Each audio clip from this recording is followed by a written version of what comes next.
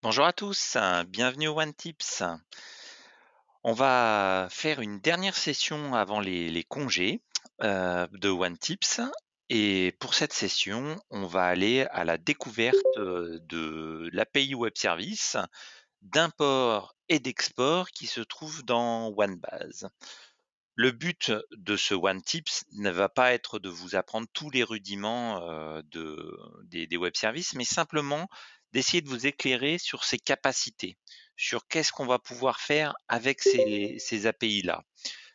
Ce qu'on a cherché à faire avec ces API de web service, c'est essentiellement de vous permettre de pouvoir vous créer votre propre contexte. Alors, juste excusez-moi, il faut couper le micro. Hop. Voilà. Donc ce sera plus clair pour tout le monde. Une bonne pratique, donc effectivement, si on coupe son micro, et si on a besoin de poser une question, on n'hésite pas à poser une question dans la petite bulle, qui se trouve, en haut à droite et j'ai essayé d'y répondre, en fin de session. On va aller directement dans le vif du sujet. On va se connecter à notre base, de test. Le principe est le suivant, c'est qu'en fait, dans OneBase, comme vous le savez, on peut saisir des données, on peut extraire des données, on peut importer des données. Et donc pour extraire et importer des données, on peut le faire au travers de l'interface, directement avec l'outil exporter. Et quand on fait un export de type produit catalogue, on va faire un nouvel export, par exemple celui-ci sur l'édition 2022. Je peux utiliser un modèle d'export ou pas utiliser de modèle d'export. Je peux mettre des filtres ou pas des filtres, des niveaux d'arbo si j'ai envie ou pas de niveau d'arbo, bref, et définir que je veux mes données en XLSX ou pas. Donc je peux extraire et générer directement. En fait, une fois qu'on a fini ce principe d'extraction de données à la main, on a une possibilité, vous allez voir. J'aurais peut-être pas dû faire un export aussi important. Je ne sais pas ce que j'ai fait. Euh, bon, allez. Le principe, c'est qu'à la fin, il va nous extraire, il va nous afficher en fait un certain nombre de paramètres que l'on a utilisés. Et ces paramètres, en fait, c'est des paramètres qui va pouvoir passer dans les web services. Voilà. Donc là, j'ai fait une extraction. Et donc, dans le détail du paramétrage de votre export, bien souvent par défaut, il est marqué comme non affiché. Si vous allez sur aperçu, vous allez avoir les paramètres qui ont été mis. C'est-à-dire que là, par exemple, on a mis qu'on voulait les dates de cette format-là, qu'on voulait du XLSX, qu'on voulait le type de produit et qu'on voulait un filtre avancé sur les unités de stock par paquet. Et bien, ces éléments-là, on va pouvoir les retrouver en CSV, en JSON, voire on peut demander à ce que OneBase nous écrive la requête de web service qui nous sert à faire ces éléments-là avec des éléments en disant je veux un sous-process en oui ou une attente en oui, enfin peu importe. Donc en fait, il nous a écrit la requête de web service directement ici même. Donc le principe, c'est que finalement, j'ai tous les paramètres de mon web service. Alors je les ai extraits pour les avoir dans cet espace-là. Et j'ai pris une requête de web service qui me permet en fait d'exporter tous les produits qui sont dans l'édition 2022 et qui sont dans le. J'ai fait un modèle d'export. Alors je vous fais référence par rapport à ce que j'ai fait la semaine dernière sur les modèles d'export, où j'ai créé un modèle d'export où dans ce modèle d'export, finalement, je ne voulais qu'une seule chose, c'était le code article et s'il était présent dans mon édition ou pas. Ce qui me permettrait de faire une requête de web service depuis l'extérieur de OneBase où je vais demander tous les articles qui sont cochés à l'édition 2022. Et plutôt que de les avoir dans un fichier CSV, je vais changer de contexte. Je vais lui demander de me le sortir pas en mode texte, mais de me le sortir en JSON. Donc là, avec une requête de web service que je vais envoyer dans mon navigateur, comme celui-ci, j'envoie dans mon navigateur. Le système ne va pas me renvoyer un fichier CSV, mais il va me renvoyer le JSON directement du contenu. Alors, je ne sais pas ce qui se passe, c'est extrêmement long. Et j'ai cru voir aujourd'hui des gens qui disaient que OneBase était un petit peu lent, donc je ne sais pas si on a eu des problèmes d'infrastructure chez OVH, donc je ne sais pas si ça a à voir quelque chose ou pas. Voilà. Donc là, il m'a extrait un certain nombre d'éléments. Et donc là, forcément, c'est du JSON, donc je ne peux pas le lire comme ça. Mais si je prends un JSON parseur, et ben là, en fait, il va me dire que en fonction de mon contexte, donc là, j'ai fait un contexte de l'export 2022, où je veux un certain nombre d'informations. J'ai mes 5 lignes qui sont extraits en fonction de cette demande-là. Donc dans ma demande, j'ai dû dire que finalement j'étais dans le même contexte que tout à l'heure, où finalement je disais que je voulais, hop, à la fin de mon paramétrage, non, bon, je sais pas ce que j'ai fait, mais en tout cas, voilà, ça m'a extrait mes 5 lignes et si je change de contexte, c'est-à-dire que si je passe en paramètres, bah, je mets 2023, dans l'appel du web service, en fait, je ne vais faire que changer directement les éléments où je dis que je veux la même chose, mais en version 2023. D'accord? Donc ça va me permettre, en fait, de pouvoir passer en web service un certain nombre d'informations et passer en web service ce type d'informations, en fait, ça va me permettre de pouvoir passer tous ces paramètres, tous les paramètres que je peux avoir quand je fais un export de quelle quantité que ce soit. Donc, ça peut me permettre de faire des exports de fournisseurs, ça peut me faire des exports d'articles, de points de vente.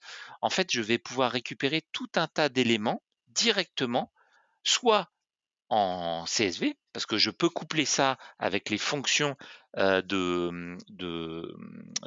hot folders, comme on l'a vu précédemment dans un autre OneTips, où je vais dire que finalement, cet export, tu vas me le déposer dans un hot folder X ou Y, ou alors je peux avoir l'affichage du résultat directement en JSON, et ce JSON peut être parsé par une autre application tierce pour récupérer un certain nombre d'informations. Donc concrètement, si je crée un modèle d'export où je ne veux que les codes articles et que je passe en paramètre, que je m'exporte tous les articles qui sont concernés par une édition, bah, le système va me renvoyer la liste des codes articles concernés par ce filtre-là. Mais ce filtre-là peut être combiné avec bien d'autres éléments. Ah oui, je comprends mieux. C'est que en fait, j'avais un filtre sur les articles qui ont justement comme unité de stock le paquet. Donc en fait, c'est le même principe, c'est-à-dire que je peux passer n'importe quel champ de OneBase comme un système de filtre. Et au final, donc lorsque j'ai déclenché mon moteur de recherche, ça va passer en paramètre, cet élément-là. Donc je vais régénérer cet élément-là en CSV, voilà par exemple, extrait régénéré.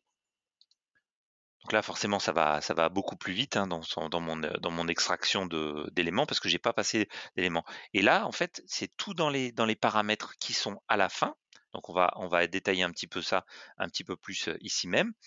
On a au départ bah, où est-ce qu'on va se connecter, mon login, ma clé de sécurité qui va me permettre de pouvoir pas passer les mots de passe en clair, l'entité sur laquelle je veux extraire, le contexte, c'est-à-dire mon arborescence, le type wait, c'est-à-dire que j'attends d'avoir le retour de OneBase pour pouvoir afficher, le type de retour, est-ce que c'est du texte, est-ce que c'est du CSV, est-ce que c'est de l'HTML, est-ce qu'on renvoie le contenu en mode ligne? Est-ce qu'on renvoie les headers, oui ou non? Est-ce qu'on renvoie un certain nombre de paramètres? Et là, dans les paramètres, dans cette notion de paramètres, on va passer tous les types de choix que l'on veut. Donc la langue, l'arbo, l'édition, le format d'export, est-ce qu'on veut les images HD ou pas HD? Et en fait, pour ceux qui maîtrisent un petit peu les indicateurs, ce que l'on va retrouver entre les accolades, c'est un peu ce que l'on va retrouver quand on a fait un indicateur. C'est-à-dire ceux qui ont déjà fait des indicateurs un peu évolués, si on est ici même dans les paramètres des indicateurs, à la fin, on a dans les filtres un certain nombre d'éléments. Bah, c'est la même chose que l'on va envoyer dans les paramètres de filtre. Donc ce que je veux simplement illustrer, c'est que si vous faites vous allez dans les vues Arbo, vous faites votre propre recherche. Donc on cherche bah, tous les produits qui ont comme mot-clé. Alors je vais aller sur le filtrer par, voilà, un mot-clé comme raccord. OK. Voilà, j'ai mes 40 produits avec mes notions de raccord et ben, je vais pouvoir avoir un listing de produits que je vais pouvoir exporter. Hop, pardon, bah, là, je connaissais pas ce contexte, excusez-moi. On va pouvoir exporter et en fait, cet export-là, bah, je vais pouvoir lui dire que dans ce contexte d'export, je vais pouvoir récupérer dans mes web services. Et donc quand on commence à comprendre la manière dont ça fonctionne, c'est que si finalement j'exporte par exemple les définitions de champs, bah, je vais pouvoir savoir, bah, toutes les caracs ou tous les champs qui sont disponibles, la nature des champs qui sont disponibles. Je vais pouvoir exporter mes loves également et donc les valeurs des loves et passer en paramètres pour des exports de préref ou des exports de produits, des éléments en disant, bah, je veux exporter ce champ-là dont la valeur est égale à unité, paquet ou alors, dont le picto est NF. Donc si finalement j'ai lancé une requête de web service qui va me chercher les loves de Picto et que je connais que le champ, c'est le champ Picto, bah, je vais pouvoir passer en paramètres ces éléments-là pour aller extraire tous les produits dont le Picto est NF. L'objectif d'aujourd'hui, c'est pas de vous montrer comment tout ça peut fonctionner, mais en tout cas de voir les capacités de ça. Vous allez pouvoir créer votre propre API en fait, avec les modèles d'export, avec les hot folders. Donc ce qu'on a fait à l'export est parfaitement, transposable à l'import. C'est-à-dire que quand je fais un import produit comme celui-ci, là par exemple, et ben, ces éléments-là, on va pouvoir faire des relancer du pré-traitement pour récupérer les notions de web service. Et donc une fois qu'on a fait un import, quel que le soit, donc celui-ci il a été fait par exemple, et ben, on va avoir pareil la requête de web service qui m'a servi à faire cet import-là. Donc, au même titre qu'on a passé, des paramètres, pour l'export, bah, on va pouvoir passer des paramètres à l'import également. Donc tout ce que vous pouvez faire via l'interface, vous pouvez le faire, par des requêtes de web service. Ce qui est important, c'est que, pour éviter de perdre du temps à savoir comment ça fonctionne uniquement par des web services, nous, ce que l'on fait, quand vous nous demandez d'automatiser quelque chose, c'est qu'on le fait à la main et une fois que c'est fait, bah, on garde les paramètres et on le transmet à celui qui doit, réaliser l'automatisation pour dire, bah, la fréquence des envois de web services, c'est soit sur un déclencheur X, soit sur un déclencheur Y, voire sur une programmation qui va dire bah, tu vas m'exécuter cette requête de web service tous les jours à minuit ou tous les jours à 4 heures du matin. C'est valable tout aussi bien à l'import qu'à l'export. Ce qui est important, c'est que si vous faites ça, bah, votre login, ne mettez pas votre propre login, mais créez un utilisateur que vous allez appeler web service qui permettra d'identifier les actions du web service lui-même. C'est important de pouvoir le distinguer ce qu'ont fait les automates de ce qu'ont fait les humains par ailleurs. Parce que si on laisse tout, si on fait des exécutions, bah, ce serait par exemple ici, dans mon cas, ce serait mon login qui apparaîtrait dans l'historique global. Donc je vous invite vraiment à faire à créer cet élément-là. Tout ce que je vous ai montré là, évidemment, bah, c'est disponible sur le forum. N'hésitez pas à regarder cette notion de web service. On fait des formations dédiées au web service. Alors là, il faut prévoir entre 1 et 2 jours, suivant la maturité, sur lequel on veut avancer. Donc on a, les notions d'explication sur les web services d'import et d'export où justement, il y a tous les paramètres avec les contextes, l'explication, que j'ai essayé de faire, un peu rapidement. Alors je suis pas très, très fort en web service. Moi, je suis là pour évoquer les sujets, mais ça va pas, si vous voulez en savoir un peu plus, il y a beaucoup plus d'éléments. Donc les paramètres de retour aussi, on peut les récupérer en JSON. Donc même si on récupère le fichier en CSV, on peut avoir aussi, récupéré les paramètres en JSON. Tous ces éléments-là, on va les avoir également, sur la mise en place de la sécurisation, parce que c'est important.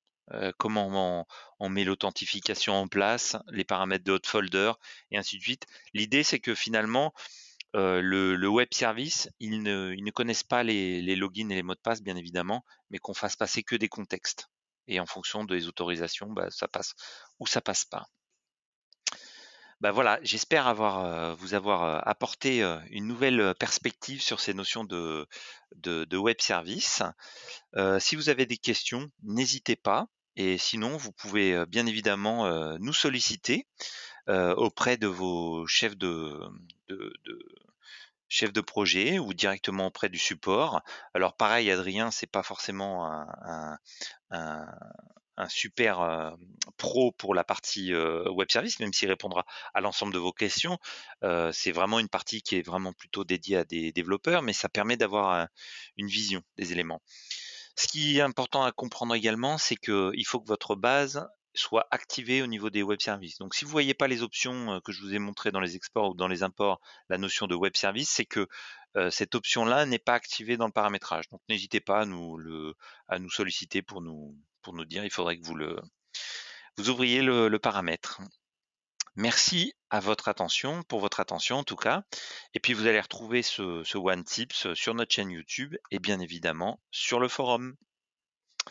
Bah, j'ai plus qu'à vous souhaiter un excellent été à tous et merci encore pour votre fidélité et à très vite. Au revoir.